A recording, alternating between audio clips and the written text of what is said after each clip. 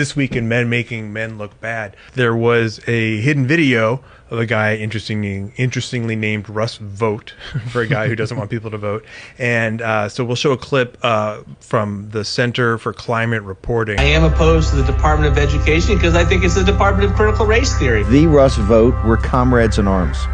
Formerly a cabinet member and chief lieutenant in the first Trump admin, I want to thank Russ for doing an incredible job. he now runs a group called Center for Renewing America. An organization that I helped turn into the Death Star that is accomplishing all the debates that you are reading about. I think you have to rehabilitate Christian nationalism. You have the largest deportation in history, block funding for Planned Parenthood. I want to be the person that crushes the deep state. Vought is one of the key authors of the blueprint for a second Trump administration. Project 2025. It's an ambitious 920-page blueprint. Like eliminating the Department of Education. The mass firings of civil servants. Banning access to the abortion pill and further restricting abortion rights. In recent weeks, the plans have become so controversial that Trump has been forced to distance himself. They're sort of the opposite of the radical left, okay? You have the radical left and you have the radical right. And they come up with this, I don't know what the hell it is, it's Project 25. Are you ready? I know nothing about Project 25. I haven't seen the document. I don't intend to really see the document. But behind closed doors, Vought tells us not to take Trump's disavowal seriously. I expect you to hear 10 more times from the rally, the president, distancing himself from the left's boogeyman of Project 2025. Yeah. And you're not worried about that? I'm not worried about it. Okay. He's running against the brand. He is not running against any people. Okay. He is not running against any institutions. It's interesting, he's in fact not even opposing himself to a particular policy. I know how unpopular it is.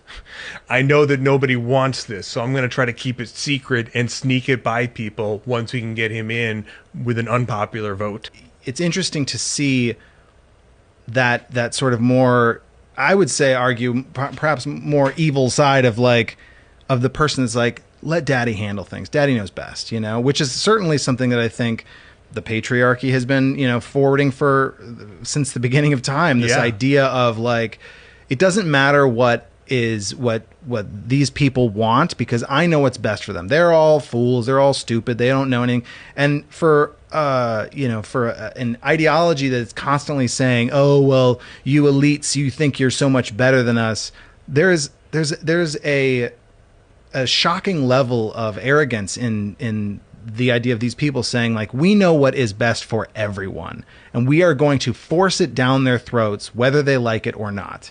And the difference between, say, that and, say, the other side, which is to say, we think that diversity is good, and we think, all the progressive ideals, certainly people on the right feel that we're forcing the progressive ideals down their throats.